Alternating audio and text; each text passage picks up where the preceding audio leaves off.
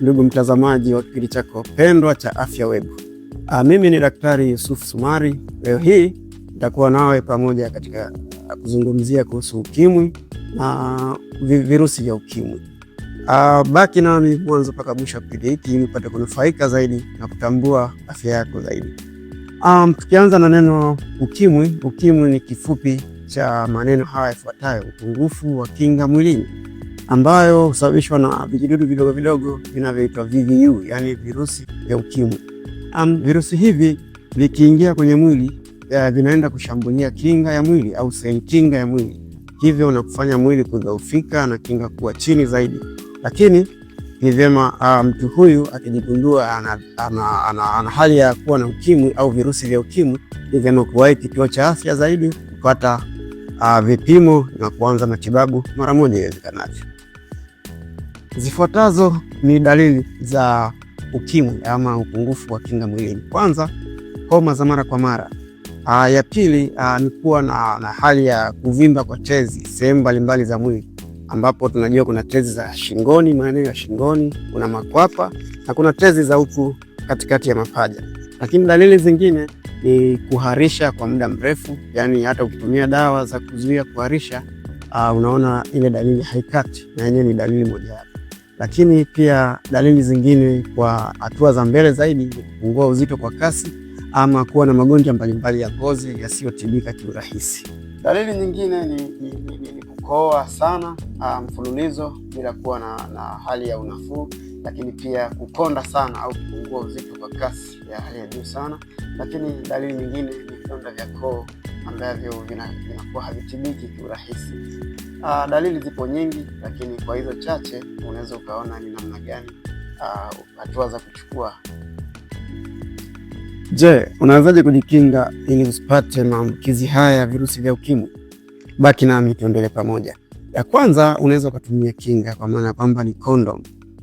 Condom si tu kuzuia maambukizi ya virusi vya ukimwi, lakini pia inaweza kuzuia magonjwa mbalimbali ya ngono.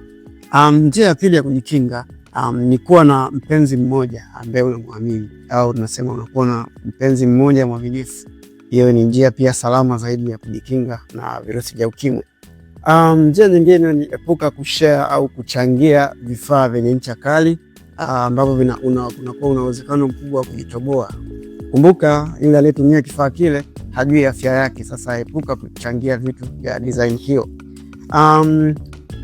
Namna nyingine ya kujikinga kwa mama mjamzito, pindi unapokuwa umepokea ile mimba au umepata ujauzito, ni vyema kuwahi kituo cha afya na kupima mapema ili kumkinga mtoto aliye tumboni asipate maambukizi ya virusi vya ukimwi. Naam, ukimwi sio ugonjwa kama nilivyotangulia kusema awali. Huu ni upungufu wa kinga mwilini na hautibiki wala hauna dawa maalum ya kutibu moja kwa moja, lakini kuna dawa ambazo zinaitwa ARVs ama antiretroviral drugs. Hizi dawa za kuongeza kinga ya mwili na kufubaza virusi vya ukimwi, hivyo inapaswa itumike kila siku ili kufubaza virusi na kuimarisha kinga ya mwili. Hivyo ukijigundua unaishi na maambukizi ya virusi vya ukimwi, ni vyema kuwahi kituo cha afya na kuanza matibabu mara moja. Na je, ni changamoto gani watu hao wanaoishi na maambukizi ya virusi vya ukimwi hupitia? Changamoto hizi zimegawanyika katika makundi manne. Ya kwanza ni kiafya, lakini pia kijamii, kiuchumi pamoja na kisaikolojia. Kianza na changamoto ya kwanza ya kijamii, watu hawa wanaoishi na virusi vya ukimwi wanapitia changamoto ya kutengwa ama tunaita discrimination. Jamii inaweza ikawachukulia tofauti na kuwatenga na kuwanyanyapaa na kuona sio watu wa kawaida kwa sababu wanaishi na maambukizi ya virusi vya ukimwi. Lakini pia wanapitia changamoto ya kukataliwa kazini ama mashuleni. Sio hivyo tu, wanakosa upendo katika jamii, wanakosa kushirikishwa shughuli mbalimbali za kijamii. Lakini watu hawa pia wanapitia changamoto za kisaikolojia kama msongo wa mawazo. Kupitia kutengwa kule, wanakuwa na msongo mkubwa wa mawazo unaowafanya washindwe kujikubali afya zao au kujikubali hali yao walionayo. Lakini pia wanapitia changamoto ya kuwa wapweke sana, wanajihisi upweke wa hali ya juu kwa sababu ya kutengwa na jamii au wanafamilia ama na wapendwa wao.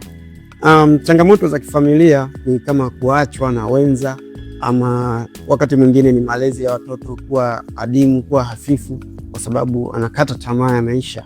Lakini changamoto za kiuchumi wanashindwa kufanya kazi kwa ufanisi kutokana na kwamba kinga yao iko chini. Wanakuwa wana magonjwa mbalimbali, wanakuwa dhaifu, hivyo inawaathiri katika uchumi wao. Lakini pia suluhisho ya changamoto hizi ni kuwa na elimu bora ya kijamii, elimu ya kiafya itolewe kwa watu wote au wanajamii wote ili kuweza kuepuka changamoto kama hizi. Na twende katika upande wa kinga ya mwili. Kuna kitu tunaita CD4. Yaani hizi ni seli kinga ambazo zinapambana dhidi ya maambukizi ya virusi vya ukimwi ama zinapambana dhidi ya vile vijidudu.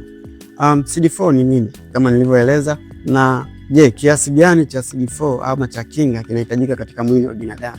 Hii ni normal range ama ni kiwango fulani cha kinga inayotakiwa kwenye mwili. Inaanzia cells 500 mpaka 1500 kwa mtu wa kawaida. Hivyo mtu wa kawaida anakuwa na seli kuanzia 500 mpaka 1500. Kwa wakiwa na 500, 600, 700 mpaka 1500, hiyo ni iko kawaida, ni kinga iko imara. Na CD4 ni zile chembe nyeupe za damu ambazo yenyewe kazi yake kubwa ni kupambana dhidi ya wale virusi. Kwa hiyo tunasema akiwa na chini ya CD4 hizo nilivyotaja hivyo, chini ya 500, kwa maana hiyo mtu yuko kwenye hatari kubwa ya kuweza kunyemelewa na magonjwa mbalimbali, kwa sababu mwili hauna maaskari wale wa kupambana na haya magonjwa, kwa sababu kinga inakuwa imeshuka. Nakushauri ewe mama, baba, dada, kijana, mtoto, ni vyema kutambua afya yako mapema. Mimi naitambua afya yangu, na wewe nakushauri nenda kituo chochote cha kutolea huduma za afya, kapime afya, ujue afya yako ili uwe na maisha bora kwa baadaye. Asante sana. Usisahau kusubscribe katika chaneli yetu ya Afya Web, kushare ili na wengine wapate ujuzi zaidi kuhusu afya. Asante, karibu sana.